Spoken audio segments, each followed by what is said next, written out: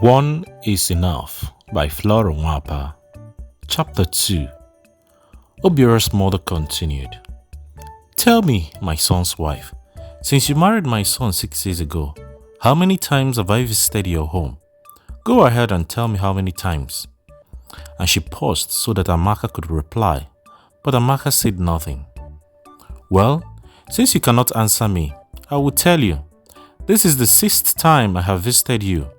Amaka swallowed and shifted her position and said to herself, Well, I asked for this 6 times indeed. Did you hear me? Her mother-in-law continued. Yes, mother, I heard you.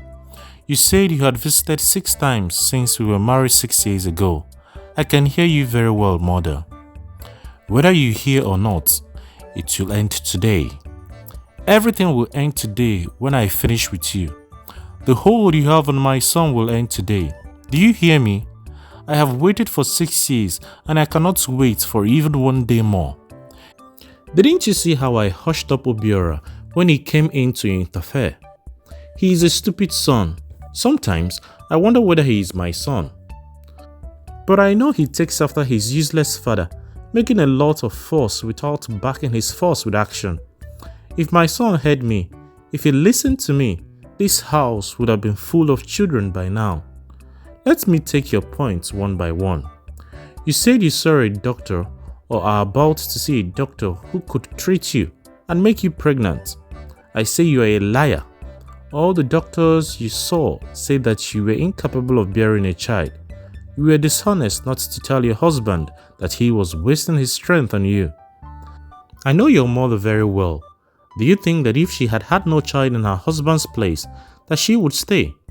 She is a woman I admire very much. We have a lot in common. But I should have thought that she would have come to me so that we would put our heads together and plan what to do. Well, she thought she was clever. I'm going to tell her that I am cleverer. She was blessed and I was not. Maybe that was what she meant by keeping quiet all these years. I am surprised at her. She was the only one I considered when my son wanted to marry you. But it did seem as if she had changed, or that she had become wicked. Tell me, you said I knew your plight. What is your plight? You are barren. That's all, barren. A year or so ago, you said you had a miscarriage. My son came to tell me. I laughed at him. I did not let him know that you were deceiving him. So my son's wife, you were never pregnant and you never will be. Get that clear in your mind. I have been told by many native doctors and some of the doctors you have visited, as I mentioned earlier. Yesterday, when I talked to you and you flared up, didn't you see how I watched you? I watched you and sized you up and saw that you were a big fool. Didn't you see how I hushed up my son this morning? I hushed him up too last night and stopped him from striking you because he wanted to strike you when you flared up. I thought they said that those who went to school did not get angry easily, that they control their temper, unlike us who did not see the inside of a classroom nor bore the teacher's whips. My son has 2 sons and tomorrow the mother of these sons will come and live in this house with her sons. We have performed all the ceremonies and she is coming. At this, Amaka was utterly shocked. She began to tremble. She could no longer control her emotions. She held on to the bed so she did not faint.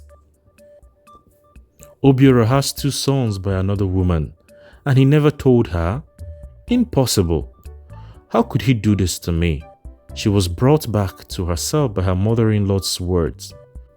My son's wife and mother of his sons wanted you thrown out of this house, but I told her I would have none of it, that you would not be thrown out because you are the first wife. I too am the first wife of my husband, so I told her categorically that you would not be thrown out. Obiora, my son, was surprised at me. I said to him, Why are you surprised? I am not unkind to your wife. Other mothers would have thrown her out, not me. Amaka's mother, if she were in my shoes, would have thrown her out, not me. That's me. I am fair, and there is nobody fairer than I am in this community of ours. That's why I keep telling you that you are very foolish, that you didn't know who your friends or enemies were. You went to school and you have this business that is making little money, so you think you know everything. You know absolutely nothing. The next thing I want to tell you is that you have done nothing at all towards the advancement of my son since you married him 6 years ago. Look around and you see others married at the time you were married. My son has not started building a house yet, nor has he done anything for his age grade in this town.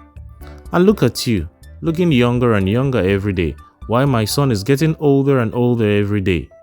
You and Uzoka's daughter got married at the same time. Her husband and my son belong to the same age grade. They started working the same year. Look at him now. He has built himself a house. He has changed his car twice since then. But you and my son will continue to drive the car he bought 2 years after his marriage to you. And Amaka no longer listened. It was she who bought the car and presented it to her husband. One thing she begged of him was that he should not say that she bought it. It was the second year of their marriage and Obiora's Volkswagen had knocked engine and there was no money to send it in for repairs. So Amaka asked about the price of a Peugeot, went to the bank, withdrew all the money she had and gave it to her husband and told him to go and buy a Peugeot 504. Her husband could not believe it. He was so proud of her. He told his friends when they came to see the car that his good wife had bought it. Amaka intervened and told their friends that Obiora was just being modest and that in fact his rich mother had bought the car for them. When the guest left, Obiora asked her the meaning of the lie. All she said was that she did not want anybody to know that she bought the car. She felt that people might look down on him. But you bought it, Amaka. I am proud of you. I am proud I married you. My God, how many men can boast of wives presenting them with the raw cash to buy a Peugeot 504? Just tell me. I know, darling. I know, but I don't want people to know. Let's keep it to ourselves, please. What then was her mother-in-law talking about? But for her, Obiora would have been fired from the ministry because of his carelessness and overtrusting nature. It was she who went to his permanent secretary in Enugu and told him all she knew about her husband's involvement in the whole matter. So her husband, rather than losing a year's seniority, was merely reprimanded.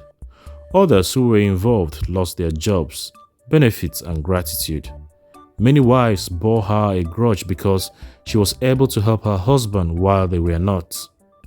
And what was her husband's mother talking about, looking younger while her husband aged? Was she responsible for that as well? For all she knew, she fed her husband 3 times a day. What she gave her husband was what she ate, and she was always at home no matter how busy she was to have a meal with her husband. But then, she knew that in the society in which they lived, particularly in her own community, a wife took the blame of her husband's failure in business or in life generally. In the good old days, a wife also took the praise for her husband's success in life. Alas, it was no longer so, for the pattern of life was changing. A husband was content if his wife got rich by dint of hard work or good fortune. He relaxed and let his wife spoil him. He bragged to his age grade. If you want to know a good wife and how a man should be treated, just consult my wife. Times changed and men began to assert their masculinity over their industrious wives. Men made fun of husbands at drinking places and functions whose wives were well-to-do, saying, "Look at him, just take a good look at him. He is less than a man depending on a woman to buy his shirt for him, to spread out the mat for him. One day, instead of him fucking her, she will fuck him." And they spat to show their disgust. Amaka longed for the good old days, but then could not see herself ever going the whole hog. For instance, her mother-in-law would be right if she suggested that Amaka should marry a wife for her husband now that it was confirmed that she was barren.